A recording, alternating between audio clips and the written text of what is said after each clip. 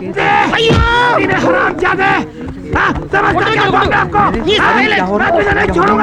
बार मुझे जेल से छूटने दे साले, मैं तेरी माँ को, तेरे बाप को, तेरे भाई को, तेरे को सबको खत्म कर दूंगा। अबे छोड़ो मुझे। अയ്യോ അയ്യോ അയ്യോ. എന്താ പ്രശ്നം വക്കീലേ? ഒന്നും പറയണ്ട വക്കീലേ, ആ കേറ്റിക്കൊണ്ടുപോകാൻ അറിയില്ലേ? അത് ഗുപ്ത കൊലക്കേസിലെ നരസിംഹനല്ലേ? ആ, സിംഹത്തിന് ജാമ്യം കിട്ടി. പിന്നെന്തിനാ അയാളെ കൊണ്ടുവന്നത്? ജാമ്യത്തൊക്കെ കെട്ടി വെക്കാത്തോണ്ട് ബെയിൽ ക്യാൻസൽഡ് പോരെ. എന്റെ ഓഫീസിലെ പിയൂൺ ആ ഗോവിന്ദൻകുട്ടിയില്ലേ, ആ ചെറ്റയിടയിൽ കെട്ടിവെക്കാനുള്ള കാശ് കൊടുത്തു വിട്ടതാ. അവൻ അത് കൊണ്ട് മുങ്ങി. ഇപ്പൊ ഈ ചിങ്ക എന്നെ പിടിച്ച് വിഴുങ്ങുമെന്നാ പറയുന്നത്. എടോ, അയാളെ തനിക്കറിയാമോ? അയാൾ 8 കൊല ചെയ്താ. അതാ അയാൾ വിളിച്ചു പറഞ്ഞുകൊണ്ട് പോയത്. അയാളുടെ ജാതകത്തിൽ 9 കൊലയ്ക്ക് സ്കോപ്പ് ഉണ്ട്. എന്നാ അയാൾ തന്നെ തട്ടി. ചിങ്ക അകത്തുനിന്ന് ഇറങ്ങുമ്പോ ഞാൻ പുറത്തുണ്ടായിട്ട് വേണ്ടേ? താനോടെ പോകും. ആ ഗോവിന്ദൻകുട്ടിയെ കൊന്നിട്ട് അയ്യോ അകത്ത് പോകും. അദ്ദേഹം തീരുമാനിച്ചുറപ്പിച്ച കാര്യമാണ്. അയ്യോ ഇങ്ങോട്ട് വേണോ? സാറോട് ഉണ്ടായിരുന്നോ? കോട്ടിട്ടുണ്ട്, ആളറിഞ്ഞില്ല. Good morning. അയാൾ പറഞ്ഞിട്ട് പോണ കേട്ടു, തന്നെ കൊല്ലുമെന്ന്. അതൊന്നും നടക്കാൻ പോകുന്നില്ല. മുതലാളി എന്റെ കൂടെ ഉള്ളപ്പോ അവൻ എന്നെ ഒന്നും ചെയ്യില്ല, അതെനിക്കറിയില്ലേ. അതല്ല, അതിനുമ്പ് തന്നെ ഞാൻ കൊല്ലും. ഇവിടെ താനൊക്കെ ഈ ഭൂമിക്ക് ആവശ്യമില്ലാത്തൊരു ഭാരമാണ്. I am only 80 kilos. ഇവിടെ തന്നെ കണ്ണൂടെടോ ഇപ്പൊ കാണാം.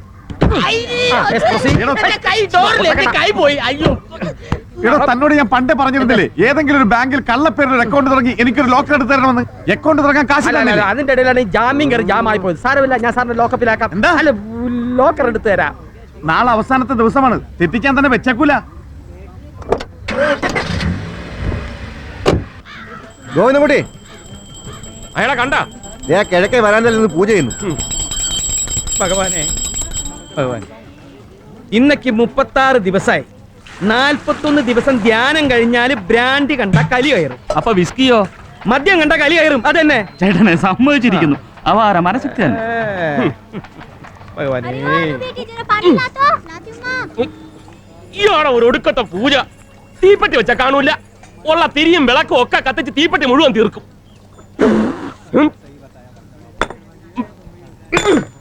ഗോവിന്ദൻകുട്ടി, നീ നന്നാവില്ല. അത് താൻ പറഞ്ഞിട്ട് വേണോ ഞാൻ അറിയാൻ?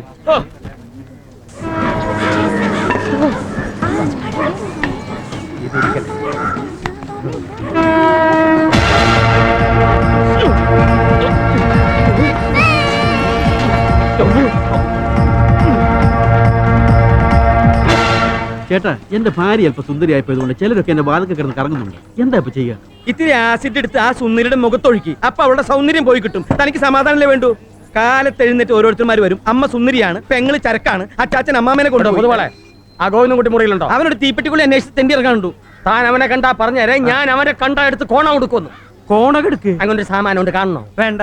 എന്റെ കാര്യം എന്തായി? എന്താവാൻ? 41 ദിവസം കഴിഞ്ഞ് തമ്പുരാനെ കണ്ട് സമസ്ത അപരാധം പറയും. അദ്ദേഹം ക്ഷമിക്കും. അവൻ എങ്ങോട്ട് പോയടോ? കാളയെ കയറ് ഊരി വിടുന്ന പോലെ കാലത്ത് വിടുന്ന് പോകും. താൻ ആ ബസ് സ്റ്റാൻഡിലെങ്ങാൻ പോയി നോക്ക്.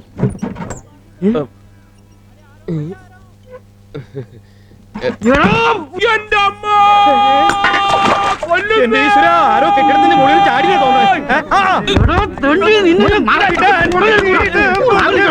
എന്താ കാര്യം പറയാൻ പറ്റില്ല. നെഞ്ചത്ത് കയറി എന്ന് പറയണോ? എന്താ കാര്യം എന്ന് പറയണോ? അതല്ല, നാണം കേട്ട കേസാ. എവരോ ഇയാളുടെ ഭാര്യയും കൂടെ പറയരുത്. നിനക്ക് ചെയ്യാല്ലേ? അടിച്ച് അവന്റെ പല്ല് കുത്തി മണപ്പിച്ച് നാറ്റ കേസാക്കണ്ട. കാര്യത്തിന്റെ ഗൗരവം എത്രയുണ്ടെന്ന് മനസ്സിലാക്കിയിട്ട് ഒരു തീരുമാനം എടുക്കുന്നതാണ് എല്ലാവർക്കും നല്ലത്. കാശ് കൊണ്ടുവന്നിട്ടുണ്ടോ? കാശു ആ ബാഗിലായിരുന്നു. പോലീസ് സ്റ്റേഷനിൽ കംപ്ലൈന്റ് കൊടുത്തിട്ടുണ്ട്. അതൊന്നും പറഞ്ഞിട്ട് കാര്യമില്ല. തന്റെ ജോലിയും വിസയും റെഡിയാ. പക്ഷെ കാശില്ലാതെ ഒന്നും നടക്കില്ല. സർ, അടുത്ത ആളെ വിളിക്കേ. സർ, തന്റെ ക്വാളിഫിക്കേഷൻ കണ്ടാ വിളിപ്പിച്ചത്. അടുത്ത 21-ാം തീയതി വരെ സമയമുണ്ട്. അതിനകം കാശ് കൊണ്ടുവന്നാ മതി. സാർ, പോടോ. ഓ, വെറുതെ ആളെ മെനക്കെടുത്താതെ.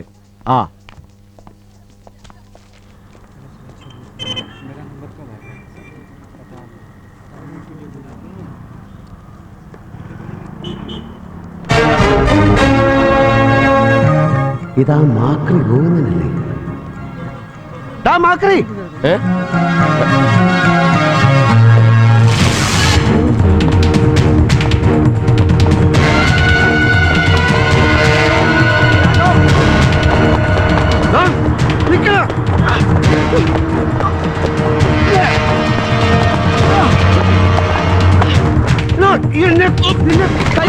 വിചാരിച്ചല്ലോ.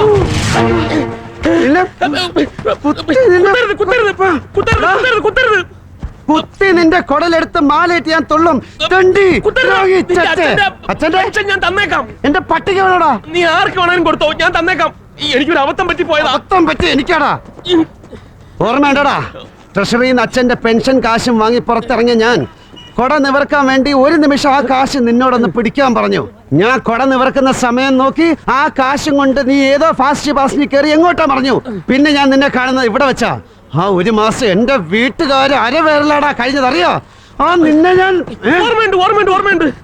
അന്നത്തെ എന്റെ അവസ്ഥ നിനക്കറിയായിരുന്നല്ലോ. കട്ടോ മോട്ടിച്ചോ നാട് പിടിയല്ലാതെ വേറെ വഴിയില്ലായിരുന്നു. നടന്നതൊക്കെ നടന്നു. നിനക്കിപ്പോ എന്നെ കൊല്ലടാ. ഇപ്പൊ നിന്നെ കൊല്ലുന്നതിൽ നല്ലത് ഞാൻ സ്വയം കുത്തിച്ചാവുന്നതാ. അതാ എന്റെ ഗതി.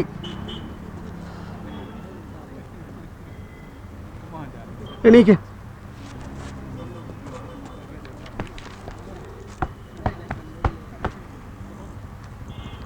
എന്തായാലും എൻ്റെ അച്ഛൻ്റെ പെൻഷൻ കാശ് കൊണ്ട് നീ ഇത്രയും വലിയ ആളായില്ലേ. ആ നന്ദി എന്നോട് കാണിക്കാനുള്ള ഒരു അവസരം ഞാൻ തരാം. നീ വിചാരിക്കുന്നത്ര വലുതൊന്നും ആയിട്ടില്ല. ഈ കോട്ടും സൂട്ടും ഉൾപ്പെടെ എല്ലാം വാടകയ്ക്കാ. അപ്പൊ ഇത്രയും നാൾ ഇവിടെ ചില ചെറിയ തട്ടിപ്പുകളൊക്കെ നടത്തി നോക്കി, രക്ഷയില്ല. അപ്പോഴാണ് ഈ ജോലിയോട് കൂടിയ വിസയെ പറ്റി കേട്ടത്. ഒരുത്തിന് ജാമ്യം കിട്ടാൻ ഓഫീസിൽ നിന്ന് തന്നയിച്ച പണം പറ്റിച്ച് ഫസ്റ്റ് ഇൻസ്റ്റാൾമെന്റ് അടച്ചു. ഇനി എങ്ങനെയെങ്കിലും ബാക്കി കൂടെ അടച്ച് ഈ നാട്ടിൽ നിന്ന് രക്ഷപ്പെടണം. ഇപ്പൊ അത്രേ ചിന്തിക്കുന്നുള്ളൂ. അതിന് ഞാനൊരു കടുങ്കൈ ചെയ്യാൻ പോവാ. എന്താ? അതൊക്കെ പിന്നെ പറയാം. താല്പര്യമുണ്ടെങ്കിൽ നിനക്കും കൂടാ. എന്ത് ചെയ്യണമെന്നൊരു പിടിയും കിട്ടാത്ത നിലയിലാണ് ഞാൻ. കടക്കാരെ കൊണ്ട് പൊറുതുമുട്ടിയപ്പോൾ അമ്മ അടുക്കള ജോലിക്ക് വരെ പോകാൻ തുനിഞ്ഞതാ. പിന്നൊന്നും ചിന്തിച്ചില്ല. വേറെ നിവൃത്തിയില്ലാത്തോണ്ട് ചെയ്തതാ മോനെ. നിവൃത്തിയില്ലാന്ന് പെണ്ണിനെ എന്റെ തലയെ കെട്ടി വെക്കുമ്പോൾ ആലോചിക്കണമായിരുന്നു. ആദ്യം കാശ് തരാന്ന് പറഞ്ഞു, അത് കിട്ടിയില്ല. പിന്നെ വീട് തരാന്ന് പറഞ്ഞു, ഇപ്പൊ അതും പണയം വെച്ചു. ജോലിയോട് കൂടിയ വിസയാണ്. 1,00,000 രൂപയ്ക്ക് ഇപ്പൊ ഞാൻ എവിടെ പോവാനാ? ജോലി കിട്ടിയ 2 വർഷത്തെ ശമ്പളം മതി ഈ കടം വീട്ടാൻ. അപ്പൊ ഒരു കാര്യം ചെയ്യാം, കടമൊക്കെ വീട്ടി കാര്യങ്ങളൊക്കെ ശരിയാണവരെ പെണ്ണിവിടെ നിൽക്കട്ടെ. ആ നിന്നോട്ടെ. അപ്പൊ എന്റെ ജീവിതത്തെക്കാൾ ഏട്ടന് വലുത് ഏട്ടന്റെ വിസയാണല്ലേ? വിസ വാങ്ങി ദുബായിൽ പോയി കൊട്ടാരം കെട്ടി വാഴാനല്ല ഞാൻ പോകുന്നത്. എന്തെങ്കിലും പണി ചെയ്ത് 10 കാശുണ്ടാക്കിയില്ലെങ്കിൽ ഈ വീടും പറമ്പും കൂടെ കടക്കാർ കൊണ്ടുപോകും. നിന്റെ അമ്മയും പെങ്ങളും ചേട്ടനും കൂടെ തെരുവിലിറങ്ങി തെണ്ടേണ്ടി വരും. അത് കാണാനാണ് നിനക്ക് മോഹമെങ്കിൽ ഞാൻ പോണില്ലെന്ന് വെക്കാം. വിധി ഇപ്പൊ എന്നെ ഇവിടെ കൊണ്ട് നിർത്തിയിരിക്കുക. ഇനി എന്തെന്നൊരു ചോദ്യമായിട്ട്.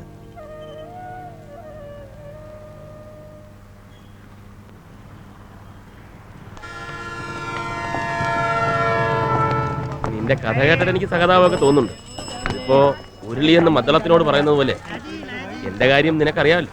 കൂട്ടുകാരനെ കൊണ്ട് പെങ്ങളെ കെട്ടിച്ചിട്ട് അവൻ പണവും പണ്ടവും തട്ടിയെടുത്ത് പെണ്ണിനെയും പറ്റിച്ചിട്ട് പോയി.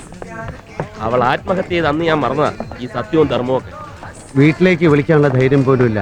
അമ്മ ഇതെല്ലാം അറിഞ്ഞ വെറുതെ അവരെ കൂടെ വിഷമിപ്പിക്കുന്നതിന് നീ വിളി. നീ ദുബായിലാണെന്ന് പറ. ജോലി കിട്ടാൻ കുറച്ച് കാലം കൂടെ എടുക്കും, അപ്പം വീണ്ടും വിളിക്കാമെന്ന് പറ. അവരെങ്കിലും മനസ്സമാനമായിട്ട് കിടന്ന് ഉറങ്ങട്ടെ. അങ്ങനെ കള്ളം പറഞ്ഞിട്ട് പിന്നത്തെ കാര്യം പിന്നെ. നീ ഇപ്പൊ വിളി, ഇങ്ങോട്ട് വന്നേ. തമ്പുരാന് തെറ്റിയില്ല. കൊച്ചുമോൻ 7-ാം തീയതി തന്നെ വരുന്നെന്നാ എഴുത്തില്. 7-ാം തീയതി ആണോ 9-ാം തീയതി ആണോ എന്നൊരു സംശയം വന്നു. അതാ എടുത്തുകൊണ്ട് പിന്നെ ഇറങ്ങിയത്. ഏത് ഫ്ലൈറ്റ് ആണ്, അതിന്റെ നമ്പർ എത്ര ആണ്, അതും കൂടെ നോക്കിയാട്ടെ. ഒരു പാക്കറ്റ് ഗോൾഡ് ഫ്ലേക്ക്. അവിടെ നിൽക്ക്. BA 424 British Airways. 424 British Airways. ആ എന്നാ വരട്ടെ തങ്ക. ശരി തന്നെ.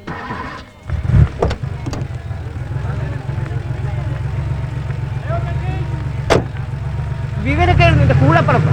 തമ്പുരാൻ എഴുത്ത് വായിക്കുന്നതിനിടയ്ക്ക് അവന്റെ ഒരു ഗോൾഡ് ഫ്ലേക്ക്. ഈ മാസം പച്ചടൽപ്പം കൂടുതലാ.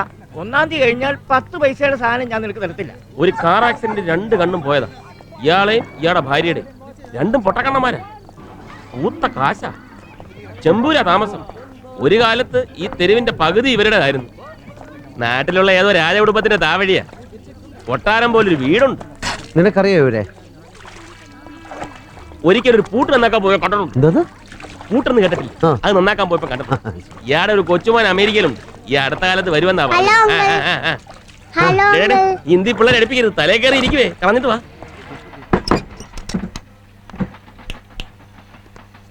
ഈ ചെറിയ കുടിയാണ് ഗോവിന്ദൻകുട്ടി ചക്രവർത്തിയുടെ കൊട്ടാരം. നിനക്ക് വേണേ മൂലയെ കിടക്കാം. അപ്പൊ ഈ കട്ടില്ല? അതാ പൊതുവാളന്റെ. അയാൾ ഏതോ അമ്പലത്തിൽ ഭജന ഇരിക്കാൻ പോയിരിക്കുക. എപ്പോഴാ വന്ന് കയറുന്നെന്ന് പറയാൻ പറ്റും. അല്ലെങ്കിൽ നിനക്ക് ഋത്തിക് റോഷന്റെ കൂടെ വരാന്തേ കിടക്കാം. ഋത്തിക് റോഷനാ? ആ, അപ്പുറത്തെ ചാവാലിപ്പട്ടിക്ക് പിള്ളേരിട്ടിരിക്കുന്ന പേരാ. അപ്പൊ കക്കൂസും കുളിമുറിയൊക്കെ? കുളി നമ്മളിപ്പോ കണ്ട ടാങ്കിലാവും. കക്കൂസ് ഇതിന്റെ പുറകിൽ ഒരു റെയിൽവേ ട്രാക്ക് ഉണ്ട്, അതിന്റെ പുറത്ത് കയറി ഇരുന്നാ മതി. അയ്യേ, അയ്യോ മൊത്തമൊന്നും വിളിച്ചിട്ട് കാര്യമില്ല. ഇത് ബോംബെയാണ്. ഇവിടെ ഇത്രയും സൗകര്യം കിട്ടുന്നത് തന്നെ മഹാഭാഗ്യവന്മാരുടെ ലിസ്റ്റിൽ പെട്ടതുകൊണ്ടാ. 2 എണ്ണം അടിച്ചിട്ട് ചെകുത്താനെ പ്രാർത്ഥിച്ചിടന്ന് ഉറങ്ങാൻ നോക്കും. ചെകുത്താനെ? അതേടാ, ഇക്കാലത്ത് ദൈവത്തിനെ ഒന്നും പ്രാർത്ഥിച്ചിട്ട് ഒരു കാര്യമില്ല. ഇപ്പൊ ചെകുത്താനാ സ്ട്രോങ്. വക്കീലെന്ന് പറഞ്ഞ് വെറുതെ നടക്കുക. കാശിന് വകയില്ല. പോക്കുവരവിന്റെ ചെലവ് കൂടി ഞാൻ കൊടുക്കണം. പ്രായം കുറഞ്ഞ ഒരുത്തനെ വളച്ചെടുത്തുന്ന് ചീത്ത പേര് എനിക്ക്. അതിലിത്തിരി സത്യമില്ലേ സാവിത്രി അമ്മേ? അച്ഛന്റെ അസിസ്റ്റന്റ് വക്കീലെന്ന് പറഞ്ഞിവിടെ നിന്നപ്പോ ഈ നമ്പീശച്ചൻ കോടതി വരാന്ന് കണ്ടിട്ടില്ല. ചായ അച്ഛൻ മരിച്ചപ്പോ ഞങ്ങ കാണായിട്ട് ഒരാൾ വീട്ടിൽ വേണല്ലോ എന്ന് കരുതി ഇവിടെ നിർത്തിയതാ. അങ്ങനെ പറഞ്ഞു കൊടുക്കുമ്പോളെ അല്ല, തമ്പുരാൻ തന്നെ പറ. വല്യത്താൻ വക്കീലുമായിട്ടുള്ള ബന്ധം കൊണ്ടല്ലേ ഇന്നും തമ്പുരാൻ വരെ ഇയാളെ സഹിക്കുന്നത്. എനിക്കങ്ങനെ കേസൊന്നുമില്ലല്ലോ. ആ, കുഞ്ഞുണ്ണി ഈ ആഴ്ച അമേരിക്കയിൽ നിന്ന് വരും. കണ്ടവരൊക്കെ കയറി തോന്നിവാസം കാണിച്ചത് കൊണ്ട് വീട്ടിലെ ഫോൺ ഡിസ്കണക്ട് ചെയ്തു. അതുകൊണ്ട് എഴുത്തോ ടെലഗ്രാമോ വന്നാൽ ഇങ്ങോട്ട് അയക്കാൻ ഏർപ്പാടാക്കിയിരിക്കുക. അത് വല്ലതും വന്നാൽ അറിയിക്കണം. അത്രയും പറയാൻ ഇറങ്ങിയതാ. തമ്പുരാൻ ധൈര്യമായിട്ട് പൊക്കോളൂ. അക്കാര്യം ഞാൻ നോക്കിക്കൊള്ളാം. പിന്നെ ആ പൊതുവാളിന്റെ ഇല്ല, അവനെ ഇനി ആ പഠിക്കാത്ത കയറ്റുന്ന പ്രശ്നമില്ല. ഞങ്ങളെ നോക്കാനാ അവനെ വെച്ചത്. പിന്നെ കള്ളു കുടിച്ച് ബോധമില്ലാത്ത അവനെ നോക്കാൻ വേറൊരാളെ വെക്കേണ്ടി വന്നു. ആരും വേണ്ട.